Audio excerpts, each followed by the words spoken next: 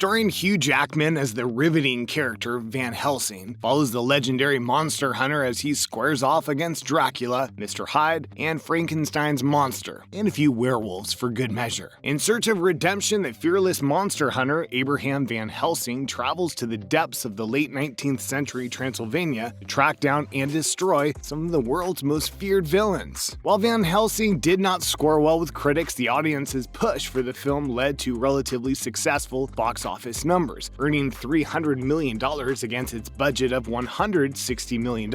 With news of a potential reboot in the works, it's time to take a look at what the stars of the original have been up to lately. But before we get into the video, don't forget to leave a like and subscribe to the channel with your notifications on so that you don't miss any new videos we post. Number 1. Hugh Jackman sharpened his claws after Van Helsing. In the years just before Van Helsing, Hugh Jackman had already become a household name for his epic role as Wolverine in the comic adaptation X-Men. However, the Australian actor got his initial start in theater on stage in Melbourne, Australia, before taking on his first major role of Gaston in the Walt Disney production of Beauty and the Beast, 1996. Leading up to his breakthrough performances in Van Helsing and X-Men, he starred in numerous Australian films, as well as the critically acclaimed stage production Oklahoma in London's West End. After Van Helsing, Jackman donned Wolverine's claws and renowned sideburns in the several X-Men titles that followed, including the main X-Men stories, a Wolverine trilogy, and a cameo in Deadpool 2. However, he's played pivotal roles outside of the action genre, like in 2012 when he played Jean Valjean in the award-winning Les Mis film, in which he was nominated for an Academy Award and won a Golden Globe, a musical based on Victor Hugo's novel of the same name. The actor once again showed off his singing chops in 2018's The Greatest Showman, playing the popular real-life showman P.T. Barnum. But most recently, Jackman played Prince Humperdinck in home movie The Princess Bride, a homemade miniseries for the fellow Quibi streaming platform, in which a number of celebrities use their phones to recreate scenes from the original The Princess Bride. And his next project is set to arrive on HBO Max in August 2021, where he's projected to play Nick Bannister in the highly anticipated sci-fi film Reminiscence. Hugh Jackman's role as Wolverine, Logan in the X-Men film series holds the Guinness World Record